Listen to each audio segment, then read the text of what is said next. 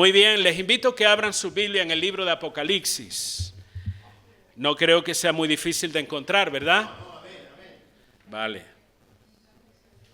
Apocalipsis, capítulo número 2, déjela ahí abierta y en breve yo le diré algunos versículos que luego vamos a leer.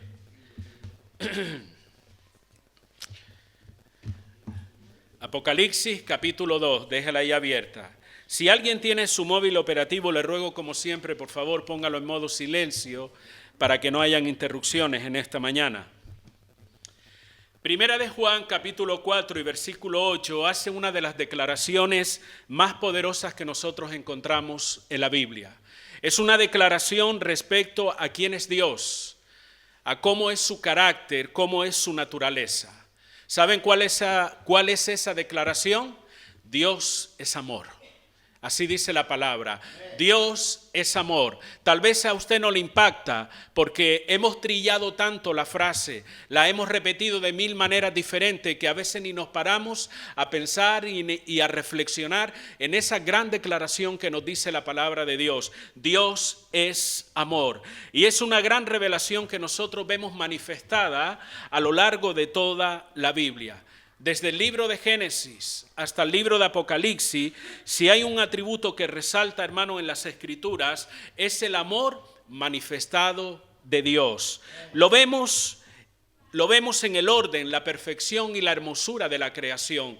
Todo lo que hizo Dios lo hizo basado en su amor. Vemos ese amor manifestado también en la creación del hombre, en la relación de Dios con el hombre, en ese estado de armonía y de perfección en el que Dios puso el hombre. Eso es una manifestación del amor de Dios. Vemos el amor de Dios en los mandamientos que Él nos ha dado a través de la palabra. Mandamientos que sirven como una guía y una dirección para nuestras vidas, para caminar de una manera correcta, de una manera alineada a su voluntad. El poder recibir esos mandamientos de parte de Dios no es un castigo, hermano, no es para hacernos la vida más aburrida o pesada, sino que es una manifestación de amor hacia nosotros. Y así sucesivamente pudiera seguir nombrando determinadas cosas que la Biblia nos menciona. En cada acto que la Biblia nos habla, cada acto de Dios en las Escrituras es un acto de amor hacia su pueblo, de amor hacia sus hijos. Pudiéramos decir que el amor es la base sobre la que Dios actúa en nuestra vida. Cualquier trato de Dios hacia nosotros, sea un trato donde Él nos corrige, donde Dios nos bendice, donde Dios hace maravilla, donde Dios hace milagro, cualquier trato de Dios hacia nuestra vida que tiene que ver con nuestra relación con Él, está basado y condicionado por el amor que Él tiene por nosotros, hermano. Juan 3:16 nos lo recuerda de esta manera, porque de tal manera amó Dios al mundo que ha dado a su Hijo unigénito. ¿Para qué? Para que todo aquel que en Él crea no se pierda, mas tenga vida eterna. Generalmente asociamos ese pasaje con la salvación y hablamos acerca de la importancia de creer en Jesús para ser salvo. Eso es lo que enseña la Biblia, pero no podemos ignorar esta gran verdad con la que comienza el versículo, porque de tal manera. Es una expresión que nos dice que no hay una forma humana, no hay una medida determinada en la que podamos medir el amor de Dios. Por eso el autor del Evangelio de San Juan dice, inspirado, guiado por el Espíritu Santo, dice, es que de tal manera él no sabía calibrar, cifrar una medida del amor de Dios. ¿Saben por qué? Porque el amor de Dios es eterno. Jeremías capítulo 31 verso 3 dice, con amor eterno te he amado.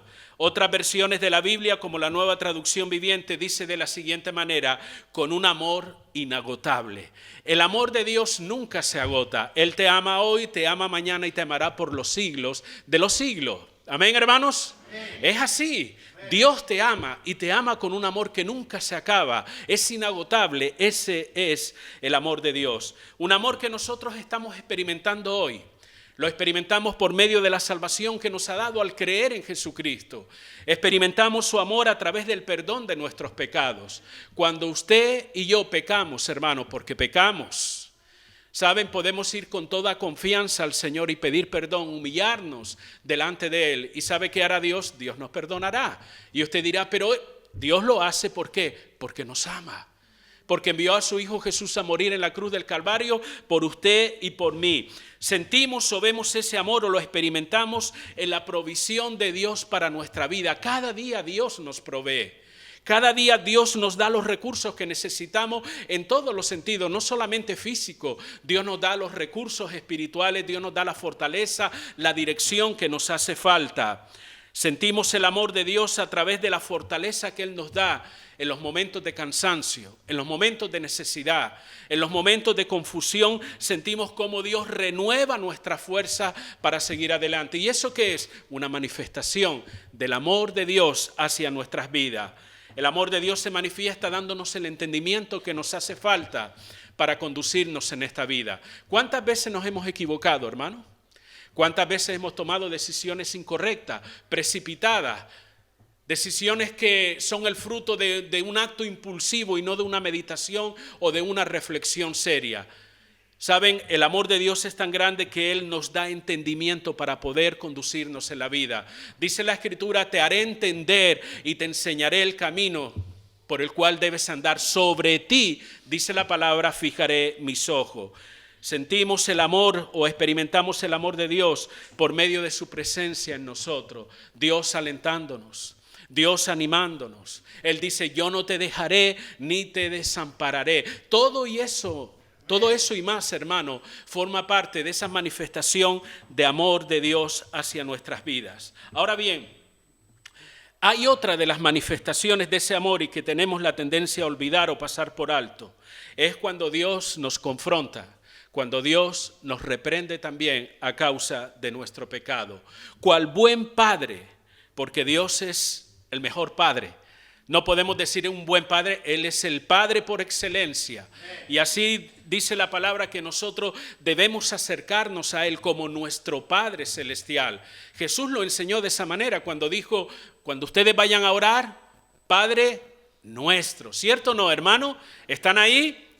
Padre nuestro que estás en los cielos. Dios es el buen Padre y Dios por amor muchas veces interviene en nuestra vida. ¿Para qué? No solo para bendecirnos, no solamente para darnos aquellas cosas que nos agradan. Dios por amor interviene en nuestra vida para confrontarnos con lo que estamos haciendo mal. Porque el hecho de que seamos cristianos no significa que todo lo que hacemos es correcto. Como humanos tropezamos. Como humanos tomamos decisiones equivocadas, como humanos hacemos muchas veces las cosas mal, pero ahí viene el buen Padre, el Padre que nos ama, el Padre que quiere lo mejor para nosotros y ¿saben qué hace? Él nos confronta con lo que estamos haciendo mal, Él nos corrige, Él nos disciplina y Él nos pone nuevamente en el camino correcto para que sigamos avanzando. Y es posible, hermano, que cuando pasamos por ese proceso de la disciplina de Dios, porque Dios al que ama disciplina, recuerden, no nos guste mucho cuando pasamos por esos momentos, porque ¿a quién le gusta ser disciplinado? ¿A quién le gusta ser corregido? Tal vez diga, no, sí, yo necesito o me gustaría que Dios me corrigiera, hasta que estás pasando por el momento de la corrección y de la disciplina y luego parece que ya no nos gusta tanto. Incluso tenemos la tendencia cuando somos disciplinados por Dios, ¿saben a qué? A desanimarnos. Tenemos la tendencia incluso a entristecernos. Y esto no me lo estoy inventando yo, esto lo dice la palabra en el libro de Hebreos. Pero debemos recordar que esa disciplina o esa confrontación de parte de Dios es una prueba, es una manifestación de amor hacia nosotros. Cuando usted como padre o madre corrija a su hijo o a su hija, ¿le está manifestando tal vez odio por corregirlo? ¿Le está manifestando el deseo de hacerle daño a su hijo o a su hija porque lo confronta con una mala actitud o lo disciplina? Es todo lo contrario, ¿o no, hermanos? Cuando usted disciplina a su hijo, lo corrige como norma general, porque también hay padres de todo tipo, pero como norma general la intención, el deseo suyo es bendecir la vida de su hijo. Por eso te corrijo, por eso trato de enderezar tus pasos para que puedas caminar de una manera correcta. Igualmente Dios. El buen padre muchas veces nos disciplina y eso es una manifestación de amor de parte de Dios. La confrontación, la reprensión, la disciplina de Dios trae sanidad y trae restauración para nuestra vida. Hebreos capítulo 12, versos 5 y 6 dice de la siguiente manera, yo se lo leo, no pierda su Biblia del libro de Apocalipsis. Dice, hijo mío, no menosprecies la disciplina del Señor. ¿Por qué dice esto la Escritura? Porque la tendencia humana es a menospreciar esa disciplina. Dice, ni desmayes. La palabra desmayar significa desánimo. No te desanimes cuando eres reprendido por Él, dice la Escritura, porque el Señor al que ama disciplina y azota todo el que recibe por hijo. El propósito de Dios, dice esta palabra, no es dañarnos cuando nos disciplina, cuando nos corrige, sino que sigamos disfrutando de la bendición que representa el estar en comunión con Él, el andar de una manera correcta. Hebreos 12:11, hablando justamente acerca de la disciplina, dice que da fruto apacible de justicia a los que en ella han sido ejercitados. Y usted dice, ¿y eso qué significa? Se lo leo en la versión Dios habla hoy. Dice que la disciplina, si uno aprende la lección, el resultado es una vida de paz y de rectitud. Eso es lo que significa. Por lo tanto, deberíamos hacernos la pregunta, ¿quieres una vida de paz y de rectitud? Pregunto, hermano, vale responder, ¿eh? ¿Quieres una vida de paz y de rectitud? ¿O tú lo que quieres es una vida de turbulencia? ¿Quieres una vida de problemas y de dificultades? ¿O quieres sencillamente vivir la vida cristiana, vivirla en paz, conducirte de una manera recta en esta vida? Si tú quieres la paz y la rectitud, hermano, entonces debemos aceptar la corrección y la disciplina del Señor. Dios confronta por amor. Dios confronta y reprende a personas de manera particular, a sus hijos, como bien dice el libro de Hebreos. Pero Dios confronta y reprende a naciones también por completo. Basta con echar un vistazo en la palabra y nos damos cuenta cómo naciones completas fueron confrontadas por Dios. Nínive y tantas otras naciones fueron confrontadas y reprendidas. Dios confronta a los reyes y los grandes mandatarios de las diferentes naciones. Incluso tengo que decir, hermano, que hay muchas naciones actualmente en este mundo que están bajo la disciplina del Señor. Tal vez usted dice, bueno, es que no sé, el mundo lo ve de otra manera, pero nosotros tenemos que ver las cosas desde el enfoque bíblico, desde lo que la Biblia nos enseña. Y hay naciones actualmente que están sufriendo justamente la corrección y la disciplina del Señor. ¿Para qué? ¿Para hacerles daño, para humillarlos? No, hermanos, para que se vuelvan a Él, para que se acerquen a Dios y puedan encontrar el perdón. Dios, como digo, reprende, Dios confronta personas, naciones, reyes y gobernantes, pero ¿saben qué? Dios confronta también a iglesias. Dios reprende, Dios disciplina a iglesias. Por favor, apaguen ese móvil. En el capítulo 2 y 3 de Apocalipsis, nosotros encontramos una serie de confrontaciones que Dios hace a su iglesia. Y esta confrontación que Dios le hace a las diferentes iglesias tiene o sigue unos pasos determinados. Si usted se fija con detalle, y le animo que en su casa pueda leer y estudiar estos pasajes también, hay como un patrón reflejado en cada una de esas cartas que nos enseña cómo Dios actúa, cómo Dios trata cuando nos va a confrontar o cuando nos confronta o nos disciplina. Y hay una serie de elementos que me gustaría mencionarle para que usted y yo los tengamos en cuenta a la hora de valorar y discernir también si tal vez estoy en un proceso de confrontación de parte de Dios. Si tal vez Dios está tratando conmigo para corregir alguna actitud. Lo primero que quiero destacar, hermanos, es que Cristo se presenta como aquel que tiene la autoridad espiritual, la autoridad moral, la santidad para confrontarnos, ya sea a título particular como creyentes, pero también como iglesia. Sus juicios, los juicios de Dios, las valoraciones de Dios son exactas. Dios no se equivoca cuando nos confronta con nuestro pecado. Y digo esto porque a veces sentimos la mano de Dios sobre nosotros, sentimos cómo nos está disciplinando y a veces pensamos, algunos se atreven incluso y lo dicen y hablan de esta manera, Señor, es que lo que yo estoy viviendo no es justo. ¿Han oído esa expresión alguna vez? Tal vez hasta la hemos dicho. Señor, yo no merezco esto. No entiendo por qué permites estas cosas en mi vida. Y tú sabes que probablemente sientes en tu espíritu que es la disciplina del Señor, pero contestamos y actuamos de esta manera. ¿Saben? La mayoría de las veces, nuestros juicios personales, nuestras valoraciones sobre nosotros mismos, las valoraciones que nosotros hacemos sobre los demás y aún sobre la iglesia, la mayoría de las veces, no voy a decir siempre, pero la gran mayoría de las veces son valoraciones, juicios erróneos, porque están basados en nuestra ignorancia, en nuestro desconocimiento de la voluntad de Dios, a veces en nuestro orgullo y en nuestra rebeldía. Y la realidad es que nadie como Dios sabe perfectamente cómo tratarnos. Nadie como Dios sabe perfectamente cómo confrontar nuestra vida, cómo hacernos ver lo que estamos haciendo mal. Nadie como Dios. ¿Por qué? Porque Él es el Dios omnisciente que todo lo sabe. Él es el Dios verdadero, Él es el Dios justo que conoce hasta lo más íntimo y profundo de nuestro corazón. Y quiero que pongamos atención rápidamente en algunas expresiones que el Señor hace dirigiéndose a las iglesias. Apocalipsis capítulo 2, versículo 1 y 2 dice de la siguiente manera: escribe al ángel de la iglesia en Éfeso. Y escucha esta expresión: el que tiene las 7 estrellas en su diestra, el que anda en medio de los 7 candeleros de oro, dice esto: yo conozco tus obras. Vamos a dejarlo hasta ahí. Yo conozco tus obras. Mire la manera en que se le presenta el Señor a esta iglesia. Él dice: el que tiene las 7 estrellas a su diestra y el que anda en medio de los 7 candeleros de oro. Y uno se pregunta, bueno, ¿y esto qué significa? ¿De qué está hablando? ¿Qué tipo de presentación es esta hacia aquella iglesia por medio de esta carta?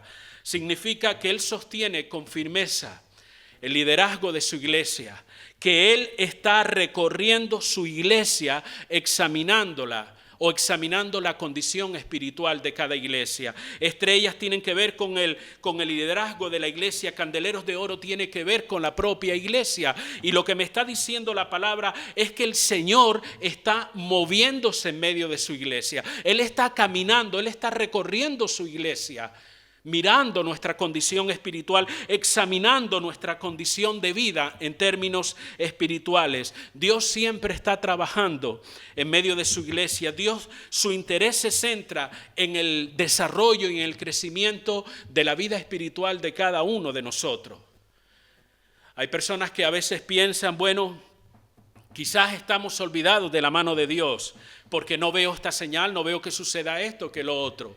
A veces tenemos la tendencia a compararnos con otras iglesias de otros lugares donde vemos cosas que no ocurren en medio de la iglesia donde tú tal vez estás. Y dice, a mí me gustaría que ocurriera esto, que ocurriera aquello. Más allá de una señal, de un prodigio, de esto, de lo otro, está el hecho de que Dios está caminando en medio de su iglesia. Bueno, es que yo no lo siento, esto no se trata de lo que tú sientas. La iglesia es del Señor y Él se preocupa por su iglesia. Él dice que Él camina, el que anda en medio de los 7 candeleros de oro. Los 7 candeleros de oro está haciendo referencia a estas iglesias que nos hablan en el Apocalipsis. ¿Sabes qué? Dios está caminando en medio de su iglesia. ¿No te da esto gozo? ¿No te da alegría? ¿O tú qué piensas? ¿Que Dios camina solamente en su iglesia cuando un paralítico se levanta de una silla? Cuando una multitud se congrega allá afuera porque quiere entrar en la iglesia y decimos, Dios está aquí, Dios se está moviendo. Dios sigue moviéndose en medio de su iglesia. Él ama a su iglesia más de lo que tú la amas y más de lo que yo la amo. Él se entregó por la iglesia, dice la palabra. ¿Por qué? Porque Él amó y ama a la iglesia, hermano. Y a mí me da regocijo, me da alegría y me da un temor reverente el hecho de que Dios no solamente se preocupa por mi vida, por mi condición espiritual, sino que Dios se preocupa por la condición espiritual de esta iglesia de manera particular, pero de toda su iglesia en términos generales. Dios visita su iglesia. Yo no sé si ustedes recordarán un antiguo cántico que decía, el Cristo de Galilea está pasando por aquí. ¿Alguien ha oído esa canción alguna vez? Menos mal. El Cristo de Galilea está pasando por aquí. Déjalo que te toque. Déjalo que te toque y recibe su bendición. Saben, el Cristo de Galilea no solo pasa por aquí, sino que está aquí. La Biblia declara que cuando 2 o 3 se congregan en su nombre, ¿dónde está el Señor? En medio de la iglesia. Y saben, esto es una verdad que debemos asumir, entender, que eche raíces en nuestro corazón. Dios camina en medio de su iglesia. Ahora, Él no camina sencillamente para confrontarte y hacerte sentir que eres una basura. No. Dios camina para bendecir, pero también para corregirnos, también para tratar con nosotros, para cubrir nuestras necesidades y tantas otras cosas. Pero recuerda, Dios está vivo. Hay un cántico que también lo decía, Dios está vivo, Dios sigue vivo, Dios vivirá por siempre porque Él es eterno y Él se preocupa por su iglesia. Él camina en medio de su iglesia. La iglesia de Pérgamo, Apocalipsis capítulo 2, versículos 12 y 13, miren de qué manera se presenta el Señor. Escribe al ángel de la iglesia en Pérgamo, el que tiene la espada aguda de 2 filos, dice esto, yo conozco tus obras. El que tiene la espada aguda de 2 filos. ¿Cuál es esa espada? Estoy convencido que más de uno ya ha pensado en Hebreos 4:12, que la palabra de Dios es viva y eficaz y más cortante que toda espada de doble filo, que penetra hasta partir el alma, las coyunturas y los tuétanos. Y dice la Biblia, y discierne los pensamientos y las intenciones de nuestro corazón. ¿Qué nos está diciendo la palabra? Dios conoce las intenciones de tu corazón. Dios conoce verdaderamente lo que hay dentro de nosotros, no lo que nosotros aparentamos, no lo que nosotros decimos que hay en nuestro interior. Dios nos conoce a la perfección. Y estoy nombrando estas cosas, hermanos, para que entiendan que son la base por la que Cristo tiene la autoridad para confrontarnos. Él anda en medio de su iglesia, Él examina su iglesia, Él conoce lo que hay en nuestro corazón. Capítulo 2, versículo 18 y 19, dice la Escritura, escribe al ángel de la iglesia en Tiatira, el Hijo de Dios, el que tiene ojos como llamas de fuego y pies semejantes al bronce bruñido, dice esto, yo conozco tus obras. ¿Qué significa esta expresión de ojos de llama de fuego y pies semejante al bronce bruñido? Son 2 elementos que la Biblia utiliza de forma simbólica para hablar del rechazo y del juicio de Dios sobre el pecado. Dios escudriña nuestro corazón, Él nos hace ver nuestra condición y Él nos deja ver también a través de la palabra que Él rechaza el pecado y que Él emite juicio sobre el pecado. Eso es lo que nos enseña la palabra. Apocalipsis capítulo 3, verso 1 y 2 dice, escribe al ángel de la iglesia en Sardis, el que tiene los 7 espíritus y las 7 estrellas, dice esto, yo conozco tus obras. Hace referencia, de manera resumida, al control y la provisión de Dios por medio de su Espíritu. Los 7 espíritus hace referencia, no es que hay 7 Espíritus Santos, no, solo hay un Espíritu Santo, pero se manifiesta o se le llama en la Biblia también en los profetas los 7 espíritus. Y lo que nos está diciendo es que Dios tiene el control y la provisión por medio de su Espíritu y de las personas que Él pone en el liderazgo que tiene que ver con las estrellas, para guiar a su pueblo. ¿De qué me está hablando? Me está hablando de que Dios es el soberano, de que Él tiene todo bajo control, de que a Él no se le escapa nada, hermano. La situación por la que tú estás pasando, los momentos que estás viviendo ahora mismo, Dios es soberano, Dios tiene el control, así como lo tiene también de su iglesia. Y por último, capítulo 3, verso 14 y 15, la iglesia de la Odisea.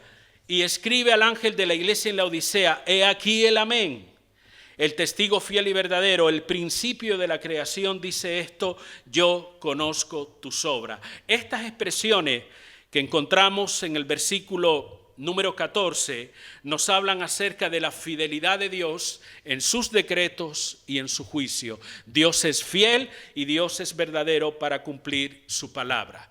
Cada una de estas expresiones que hemos leído, expresiones que yo le invito en su casa, medite en ellas, estúdiela, vaya a las Escrituras, repase nuevamente lo que está escuchando.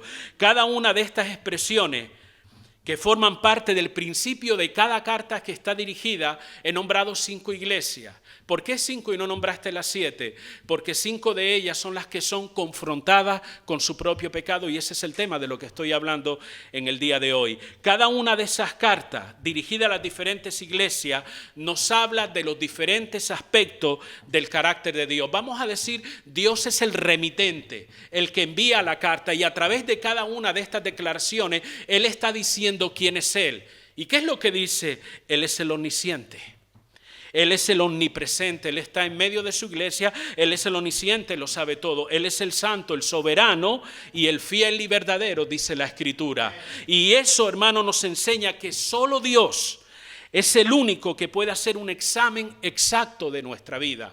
Cuando Él nos confronta con nuestro pecado, Dios no está haciendo suposiciones. A mí me parece, yo creo, yo lo miro de esta manera, eso lo hacemos nosotros. Pero cuando Dios nos confronta con nuestro pecado, debemos entender que Dios hace un examen exacto de nuestra vida y de la vida de la propia congregación. El juicio o el examen de Dios, la confrontación de Dios es justa. Puede que no te guste, pero cuando Dios nos confronta, Él es justo, Él es fiel y Él es verdadero, porque ese es su carácter, y así Él se ha manifestado a través de todas estas expresiones cuando Él habla acerca de su iglesia. Esto es algo que el salmista, por ejemplo, lo entendía bastante bien.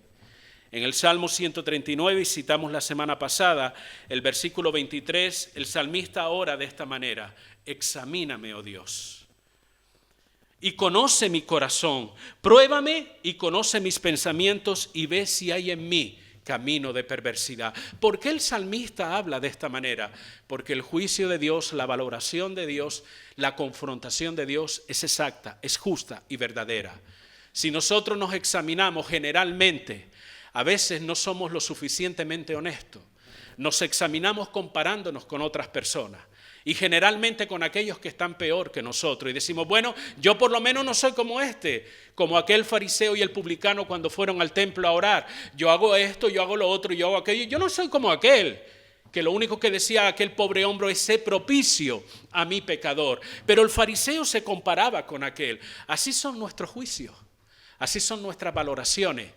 Somos demasiado condescendientes con nosotros mismos. Pero cuando Dios viene, Dios hace un juicio, una valoración, una confrontación exacta y verdadera de cómo estamos delante de su presencia. Por eso el salmista dice: examíname tú, Señor. Sé tú quien me examine. Mira mi corazón. Pruébame, ve si mis caminos son caminos de perversidad. La segunda cosa resaltable en este trato de Dios con su iglesia o con cada uno de nosotros es que la omnisciencia de Dios lo abarca todo. Si ustedes se han dado cuenta, cada vez que leía una de estas expresiones, repetía también: yo conozco tus obras. El Señor hablando dice: yo conozco. Dios conoce lo que tú haces o lo que dejas de hacer. Tal vez la persona que está a tu lado no lo sabe. Tal vez ni tu propia esposa o esposo, tus hijos no lo saben. Tal vez son cosas que tú guardas en secreto, pero quiero decirte que para Dios no existe secreto alguno, porque Él conoce las intenciones de nuestro corazón, las motivaciones que hay en nosotros, y Él dice: yo conozco. Ahora, Dios no solamente conoce aquellas cosas que hacemos mal, sino también aquellas cosas que son del agrado de Él y que hay en nuestra vida. Dios conoce nuestros esfuerzos, Dios conoce nuestras batallas, Dios conoce el esfuerzo que cada día tú haces para acercarte a Él, el que lo esté haciendo, evidentemente. Dios conoce de tu trabajo y de los sacrificios que has hecho en el camino de la fe por serle fiel al Señor. Dios conoce de tu sufrimiento, hermana y hermana que estás aquí. Si tú pensabas, bueno, es que Dios no sabe lo que yo estoy pasando, lo sabe mejor que tú, porque Él es el Dios omnisciente. Dios conoce las lágrimas que tú has derramado. Lágrimas que has derramado por ese esposo, esposa, por esos hijos, por esa familia que tú siempre estás pidiendo: Dios, que ellos te conozcan, que ellos puedan llegar, Dios mío, a experimentar la salvación. Dios conoce tu sufrimiento y tus lágrimas en los distintos momentos de tu vida por mantener tu integridad y tu fidelidad a Dios. Dios lo conoce también. Dios conoce lo que has tenido que soportar por mantenerte firme en el camino de la fe. Y esto lo puede usted ver, es como un patrón que se repite en cada una de estas cartas.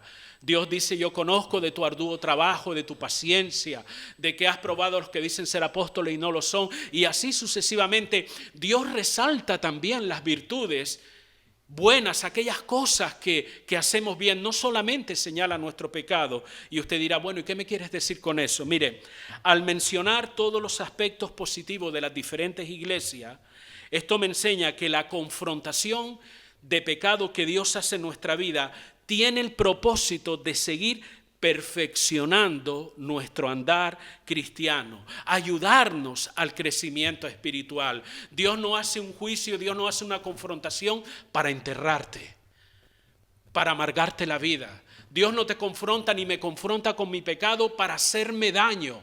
Él se da cuenta de todo lo bueno que hay en nuestra vida también, gracias a Él, de la obra que se está produciendo en nuestra vida. Sé que has hecho esto, sé que estás luchando de esta manera, pero quiero decirte que esto hay que corregirlo también. Lo que nos enseña, vuelvo a repetir, toda esta serie de expresiones que elogian las cosas buenas que también tenemos en nuestra vida, tienen el propósito, como digo, de seguir perfeccionando nuestro andar cristiano. ¿Sabía usted que Dios está trabajando en su vida?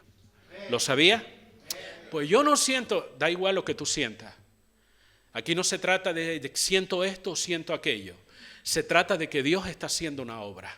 Dios está perfeccionando tu vida.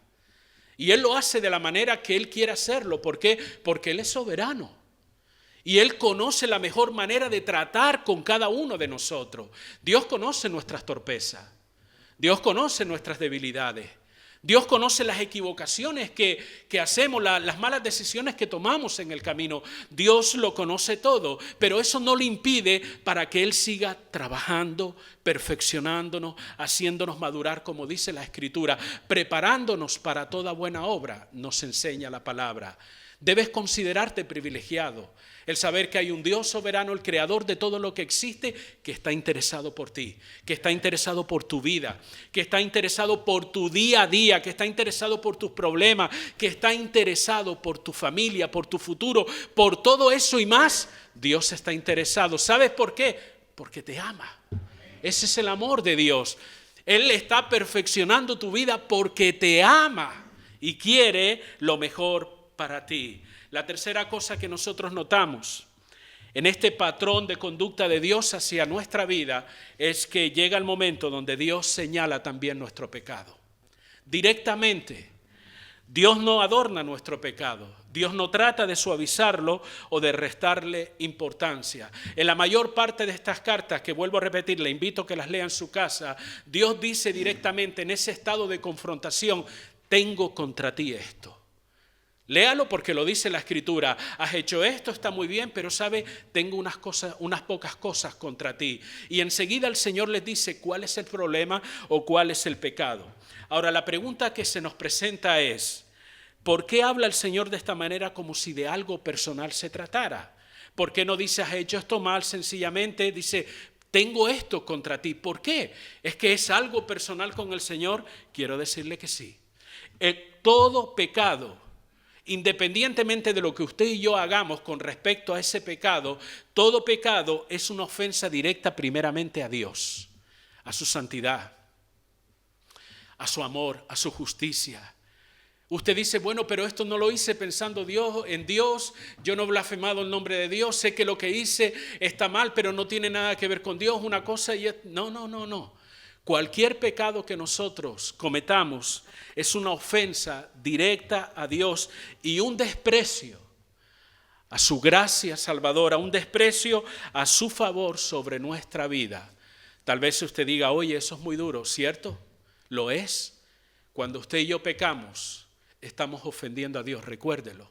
Tal vez eso te va a ayudar y me va a ayudar a mí también a frenarnos un poco, a no tomar las cosas a la ligera, a decir, Señor, yo quiero andar en rectitud. ¿Por qué? Porque yo no quiero ofenderte, yo no quiero pisotear tu sangre, yo no quiero tener en poco el sacrificio de Jesús en la cruz del Calvario. El gran problema que tenemos muchos cristianos es que no calculamos la importancia del pecado. Pero el pecado es muy grave, hermano, ante los ojos de Dios. Tal es su gravedad que Cristo tuvo que ir a morir en la cruz del Calvario por nosotros. Esa es la gravedad del pecado y las consecuencias que el pecado trae sobre nuestras vidas. ¿Están ahí? Ahora, ¿cómo nos confronta Dios? Porque me estás hablando de confrontación. ¿Cómo Dios me puede confrontar? ¿Cómo puedo yo identificar que Dios está confrontando mi vida? Mire, Dios utiliza los medios que Él quiere usar. ¿Por qué? Porque Él es el Dios soberano. Soberano significa que Él actúa como Él quiere actuar, de acuerdo a su voluntad, de acuerdo a sus propósitos. Pero nosotros podemos ver en la Biblia cómo las diferentes ocasiones que Dios ha actuado confrontando a su pueblo y a personas en particular. En la antigüedad Dios usaba a los profetas. Traían mensajes de confrontación y juicio, ya sea al pueblo o ya sea a los diferentes gobernantes. Y seguro que en este momento le está viniendo a la mente algún pasaje de la Biblia donde un profeta confronta a un rey o confronta a una nación o al mismo pueblo de Dios en determinadas ocasiones. A veces Dios nos confronta, Él envía ángeles con mensajes, con sueños y visiones. Eso lo vemos en la Escritura. A veces por medio de situaciones extremas. Dios nos hace pasar por momentos de escasez, por tiempos de guerra, por problemas y por dificultades. Es una forma que Dios está confrontándonos también. Dios nos confronta por medio de una carta. ¿Cómo por medio de una carta? ¿Qué fue lo que le mandó por medio de Juan a estas iglesias? ¿Una carta?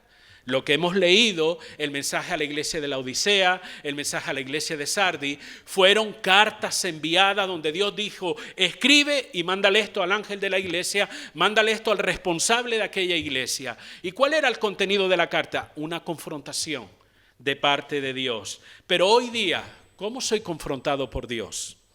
Quiero mostrarles las dos formas más directas y usuales que Dios utiliza para confrontarnos a nosotros con el pecado. Y téngalo en cuenta porque son cosas prácticas que suceden en nuestra vida.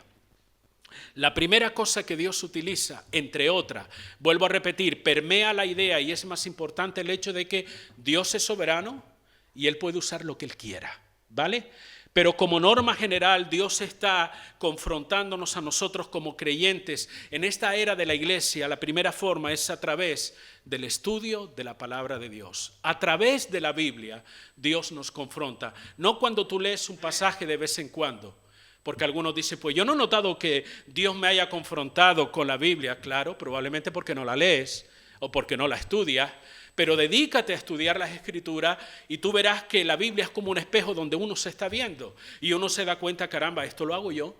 Y esto también. Y aquí dice que esto no le agrada a Dios. Cuando estamos estudiando la palabra, recuerde que Jesús habló de sí mismo que el que tiene la espada de doble filo. ¿Cuál era la espada de doble filo? La palabra, que tenía la capacidad de adentrarse a lo más profundo de nuestro corazón y dice que discierne, saca para afuera nuestras intenciones, nuestros pensamientos, nuestras motivaciones. La palabra tiene ese poder para llegarnos a confrontar. Por eso es la importancia de estudiarlo. Y también, y van de la mano, el Espíritu Santo de Dios. Juan 16:8 dice, el Espíritu Santo convencerá al mundo de pecado, de justicia y de juicio.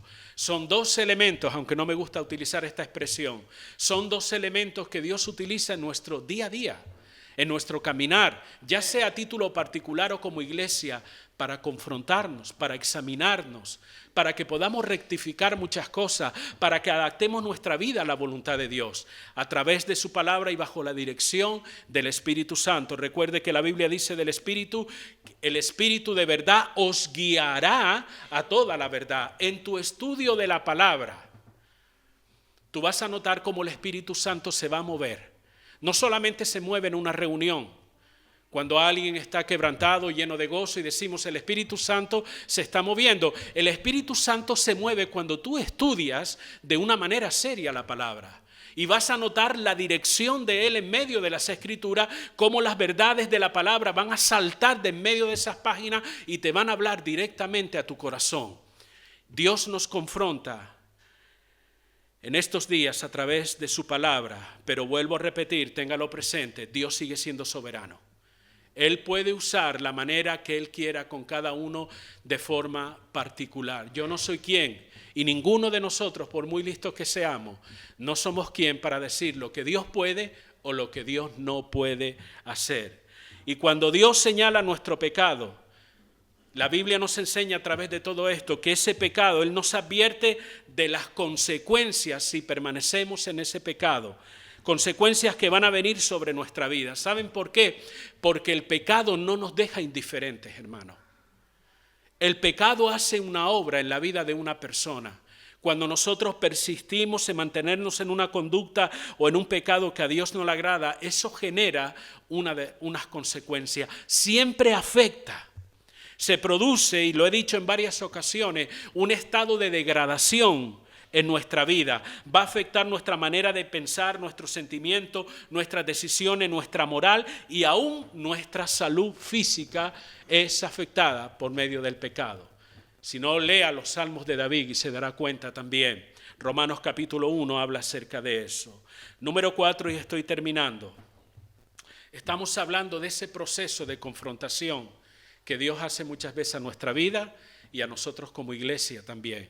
Es la primera parte, la siguiente semana seguiré con la segunda parte. Otra de las cosas es que Dios en esa confrontación, Él nos llama al arrepentimiento. Dios confronta nuestro pecado para que hagamos algo. Dios nos hace ver que estamos mal, que necesitamos su ayuda, que necesitamos su perdón para que hagamos algo. Y la solución al pecado es más que clara en la Biblia. No hace falta tener un doctorado en teología, conocer o leer 1000 libros para darse cuenta de esa verdad. Está en la Escritura y la solución se llama arrepentimiento. Eso es lo que nos enseña la palabra. Cuando Dios nos confronta con lo que usted y yo hacemos mal, es para que nos arrepintamos. La idea del arrepentimiento implica, confieso mi pecado ante Dios, le pido perdón al Señor y me aparto de ese pecado. Usted puede confesar su pecado, puede reconocer que ha pecado, puede incluso pedirle perdón al Señor, pero si no se aparta de ese pecado, eso no es un verdadero arrepentimiento. Tal vez usted ha sentido remordimiento, ha sentido convicción del propio Espíritu Santo en su vida, pero el arrepentimiento va más allá. De reconocer, de confesar, implica apartarnos también de lo que hacemos mal. Solo entonces se puede restaurar nuevamente nuestra relación con Dios. Y usted dirá, bueno, ¿y por qué nuevamente restaurar nuestra relación con Dios? Porque el pecado en nuestra vida rompe la relación con Dios. El pecado, dice la Escritura, nos aleja de Dios. Si no, hermano, ¿qué sentido tiene que Dios hablara a todas estas iglesias? ¿Qué sentido tiene que los llamara al arrepentimiento? Incluso una de las iglesias, la Odisea, dice, yo estoy en la puerta. Él estaba en la puerta de la iglesia. ¿Qué hacía allí? Si la Biblia dice que el lugar del Señor es en medio de la iglesia, ¿recuerdan el pasaje? Donde hayan 2 o 3 congregados en su nombre, yo estoy allí en medio de ellos. Pero el Señor no estaba en medio de la iglesia de la Odisea.